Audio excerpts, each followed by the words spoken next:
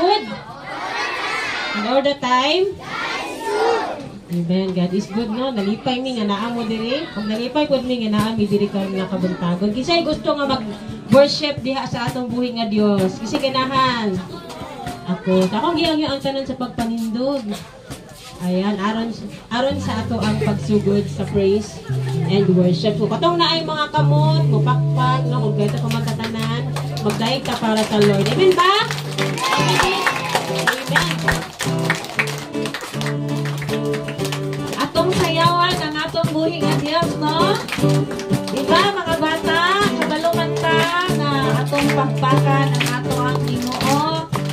Kay maayo kayo siya. Amen.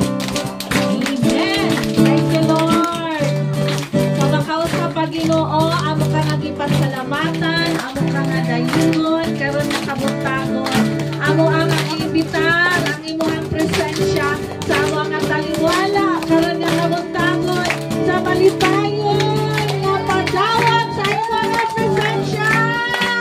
Hallelujah! Thank you, Lord! Amo ka nga sayawan, karon nga kabuntagon. Hallelujah! Thank you, Lord!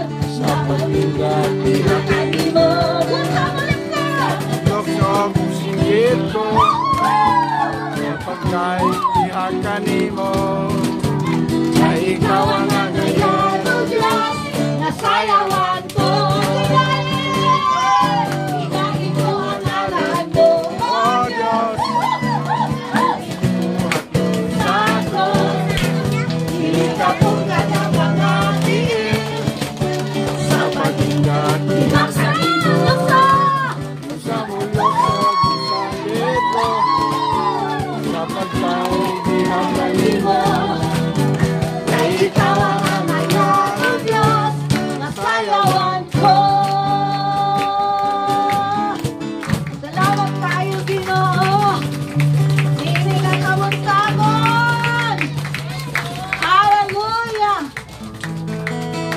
kay angayan lang yun ka nga pasalamatan, dahigon, tungod sa imo ang pagkamaayo, Ginoo.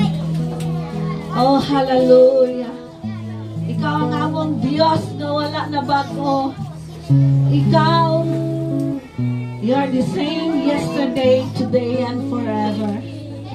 Busa, Ginoo, amo ka nga ipasalamatan, amo ka nga worship karon nga kabuntagon.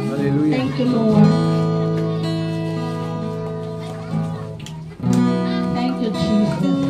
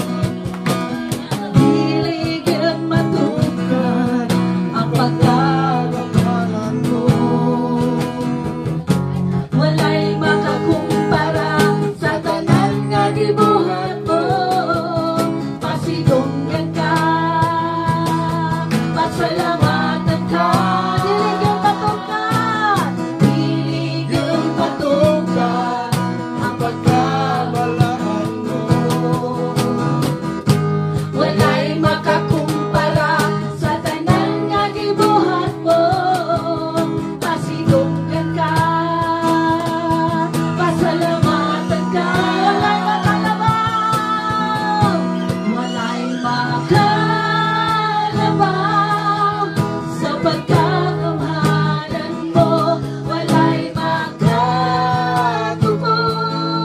sa kadakusagong kamo.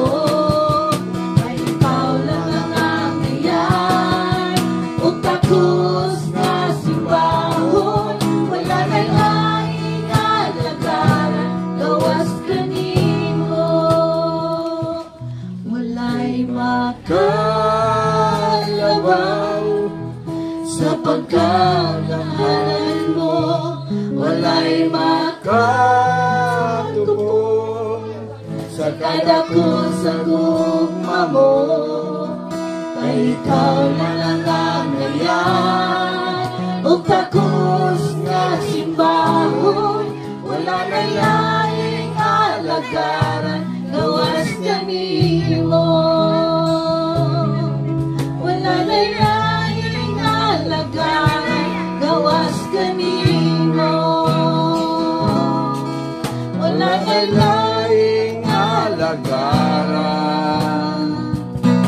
gawas kanimo.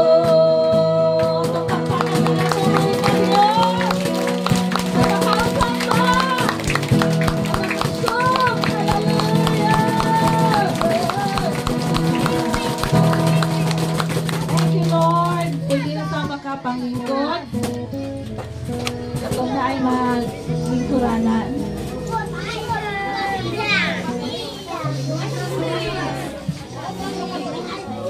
Okay, ito sang lingkuran ang tanan. Ayan, so gusto ko nga pag naa na diri sa tunga ato ang speaker ang mag-share sa word of God, muhilom tang tanan. Okay ra? Okay, sa mga bata di ay dito dai mo sa babaw. Palihog ko. Teachers, automatic. Hinay lang. Ayan din. Sa katong mga hangtong no, natay bakante diri nga bangko. Okay, mga bata.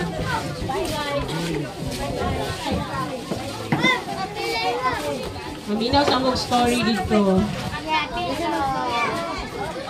Word nga Pasko. O sa ganyang first nga letter? P, A, S-K-N-O. Pasko. Baliko na ko ha. Kung atong i-spell ng word nga Pasko, P-A-S-K-O. So kung nakabuntagon, tagaan nato nag mga meaning. Kay mauna siya ang kahulugan o mensahe sa Pasko. Okay, number 1, P. Unsa di ang P? Pagkinabuhing matarong. So, kada Pasko, kinahanglan maghinumduman nato nga, kinahanglan nga magkinabuhi ta nga matarong, atubangan sa Ginoo, o atubangan sa mga tao nga nagapalibot ka nato. Unsa gani ang letter P? Pagkinabuhing matarong. Panultihon 21:21 nag-ingon, pag maluluy-on og ayaw panlimbong, og mabuhi kang dugay. No, ingon diha, mutamod kanimo ang ubang tawo og dili ka limbungan. So pag kinabuhing matarong, dili manglimbong. Kay mo taas ang imong kinabuhi, ang tao din nga malimbungon, mubo ra og kinabuhi. So ang mensahe sa Pasko, letter P, pag kinabuhing matarong. Ingon diha ang pulong sa Ginoo, ayaw pang limbong kay mabuhi kang dugay. No? Magkinabuhi ta nga matarong. Kada Pasko ang mensahe ani bot pasabot, gitagaan kag kahigayunan sa Ginoo nga magkinabuhi nga matarong. Kay ang mga matarong nga mga tao dili og dili pasagdan sa Ginoo bisan sa iyang kanisdanan. No? Okay, unsay sunod sa letter P? Unsa nga letter? A. The A means ampingi ang imong kaluwasan. Unsa gani ang letter A? Ampingi ang imong kaluwasan. Subot pasabot diha sa Pilipos kapitulo 2 bersikulo 12 ngadto ta 13 ingon diha, padayon kamo sa pagpaningkamot uban sa kahadlok sa pagtahod aron sa paghingpit sa inyong kaluwasan. Ingon diha, ampingi ang imong kaluwasan. Ayaw pasagdi nga ang kaluwasan nga imong nadawatan imo lang saya-sayaon. Amen. Kinahanglan imong ampingan. Unsa man imong pag-amping? Ampingan imong kaluwasan pinaagi sa imong mga pag-ampo. Pinaagi sa pagpaminaw sa pulong sa Ginoo, pinaagi sa pagsimba, pinaagi sa pagbuhat og maayong pagsunod niini. So ang mensahe sa Pasko, letter P, unsa gani? Pagkinabuhing matarong. And letter A, ampingi ang imong kaluwasan. Dili mingon nga gidawat na ko si Jesus, pwede na ko balik sa pagpakasala. Dili ingon ana. Kay nag-ingon ng Biblia nga pwedeng ma-erase ang imong pangalan sa libro sa kinabuhi og di na noon ka makasulod sa iyang gingharian. So unsa gani ang mensahe sa Pasko, letter P? Pag kinabuhing matarong, letter A, ampingi ang imong kaluwasan. Okay, unsa nga letter ang sunod? Letter S. Unsa man ang S? Sunda ang sugo sa Ginoo. Kisa diri ang mga ginikanan, pataas ang mga kamot. Diba? Kung naamo isugo sa inyong anak, unya abti kayong anak, unsay batiyon sa mga ginikanan. Ganahan kaayo mo, malipay kaayo mo. Pero kung kanang anak gani nga dili mo sunod, maayo lang mangayo, lami bunalan. Tama? Lami bunalan, lami dili pa kanon. Lami ibitay. Nganuman, kalipay nato nga ginikanan nga kung musugo ta basta maayo lang, kalipay nato nga musunod. Amen? No diha pod sa Ginoo, mas malipay ang Ginoo kung musunod ka sa iyang mga sugo. Busa ang mensahe sa Pasko, letter S, sunda ang sugo sa Ginoo. No? Sundang sugo sa Ginoo. Ingon di ang Deuteronomy 28:1 ngadto sa 2, kung tahuron ninyo ang Ginoo nga inyong Dios ug tumanon ang tanan niyang mga sugo nga gihatag ko kaninyo niining adlaw, himuon ko kamo niya nga labaw sa tanang kanasuran. But pasabot panalanginan sa Ginoo ang mga Kristohanon nga masunuron. Unsa man ang sugo sa Ginoo, na ay napulo ka sugo sa Ginoo sa daan nga tugon.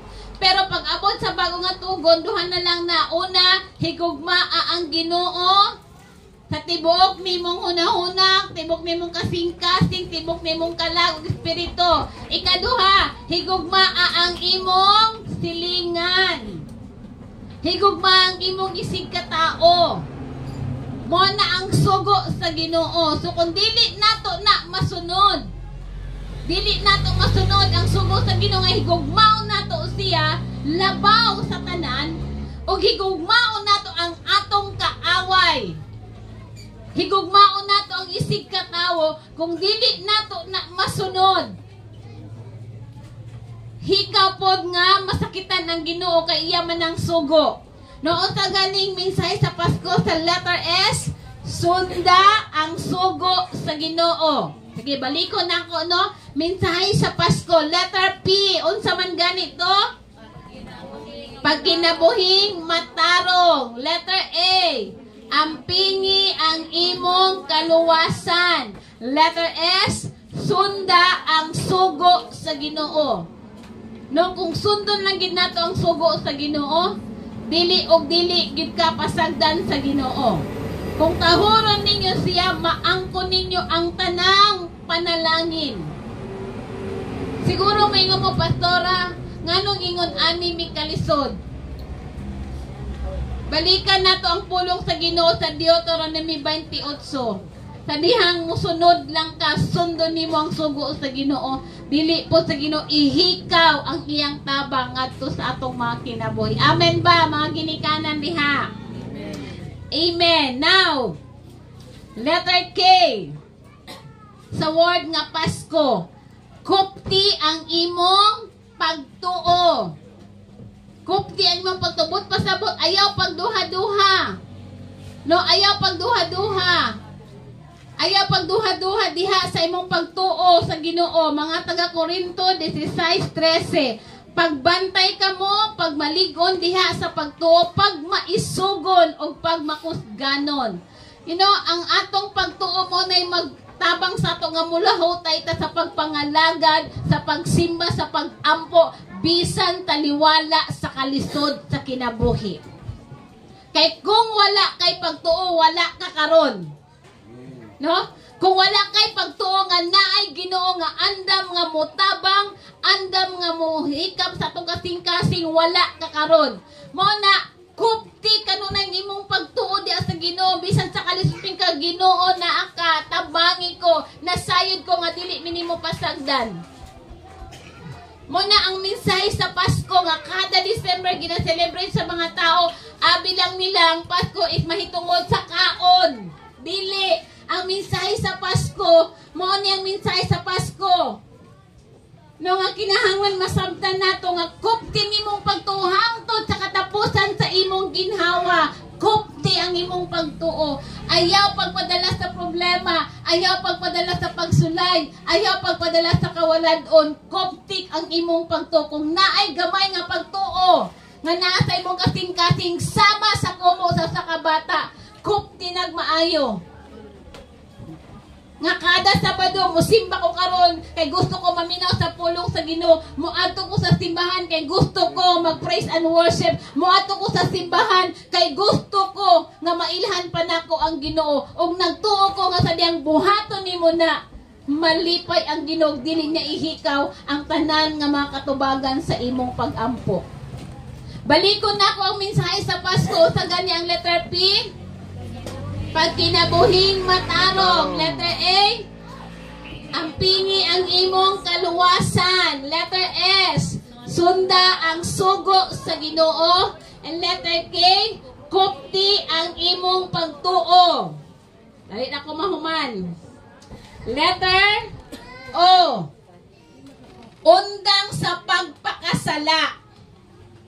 Ang mensahe sa Pasko, sige, balikon na to. Letter P, pagkinabuhing matarong. Letter A, ampingi ang imong kaluwasan. Letter S, sunda ang sugo sa Ginoo. Letter K, kupti ang imong pagtuo. Letter O, undang sa pagpakasala. Balikon nako para at least natay mahinumduman nga ang mensahe dahil sa Pasko maone. Letter P, pagkinabuhing matarong. Letter A, ampingi ang imong kaluwasan. Letter S, sunda ang sugo sa Ginoo. Letter K, kupti ang imong pagtuo.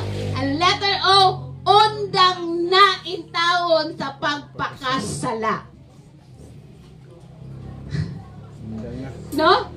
Mauna ang gusto sa Ginoo nga ipabot nga mensahe. 1 Corinto 15:34, pag tinarong na kamo og ayaw na pagpakasala, gisulti ko kini aron maulaw kamo kay pipila kaninyo wala makailas sa Ginoo. Amen. Ang tinuod nga mensahe sa Pasko, letter O, undang sa pagpakasala. Ngano man, ang gusto sa Ginoo nga kitang tanan nga nangalagad sa iyaha makabaton og kasing-kasing nga putli. Ingon pa ang mga taga Corinto 15:34, pag tinarong mutabok na ta sa 2024. Biyaan na natong 2023 hapit na. Ang mensahe sa Pasko karon nga tuig nga pagtabok nato sa 2024, magkinabuhing matarong, ampingi ang imong kaluwasan, sunda ang sugo sa Ginoo, kupti ang imong pagtuo, undang sa pagpakasala. Ang gusto sa Ginoo nga pag-abot nimo sa 2024. Doon na kay bag-o nga kinabuhi, bag-o nga paglaom, o bag-o nga commitment. Muna, magpahinumdum sa atong tanan ang mensahe sa Pasko. Sige, itry na itong memorize. Ang taga na mensahe sa Pasko, letter P. Pagkinabuhi nga tarong. Letter A. Ampingi ang imong pagtuo. Letter S. Sunda ang sugo sa Ginoo. Letter K. Kupti ang imong pagtuo. And letter O. Undang na sa pagpakasala. Dungagan pag yun, undang na intawon, maluoy ka sa pagpakasala. Mogid na ang mensahe sa Pasko. No? Makasala ba ta permanente sa atong mga mata, sa atong mga nilihukan, sa atong mga sinultian. Apan ingon ang Ginoo, kinsa tong muduol sa iyaha magpaubos sa iyang kaugalingon, andam ang Ginoo nga maminaw ug mapasaylo kay siya nga higugma man sa ato. Amen. So ang tinuod nga mensahe sa Pasko, pag pinasayloay, pag tinabangay, pag higugmaay, pag sinabtanay. Sige, again, para na amoy mahinumduman unsang mensahe sa Pasko. Letter P. Pag kinabuhi nga makaron. Letter A. Ampingi ang imong kinabuhasan. Letter S. Sunda ang sugo sa Ginoo. Letter K. Kuti ang imong pagtuo. Letter O. Undang na intawon sa pagkakasala. Sige, manindog ta mga igsoon. O pangitag tulo ka tao, ingna siya maayong Pasko. Diha kanimo, i-greet siya maayong Pasko. Merry Christmas. Sige, tulo ka tao, maayong Pasko. 1, 2, 3, Maayong Pasko. Maayong Pasko, diha kanino yung Christmas. Amen. Pasko. Merry Christmas sa atong tanan. Mayang Pasko. Amen. So, salamat sa Ginoo no nga giubanan ta niya karon nga tuig. Wala ta niya kapasagdan. So ako mga pag-ampo nga padayon mo nga mga lagad sa Ginoo, bisan sa inyong mga kalisdanan, dili mo biya sa pagpangalagad sa Ginoo. So kami usab ang among tinguha nga makatabang sa inyo pinaagi sa mga pag-ampo. Na bahalag na ay mga sitwasyon nga dili maayo sa atong mga panimalay.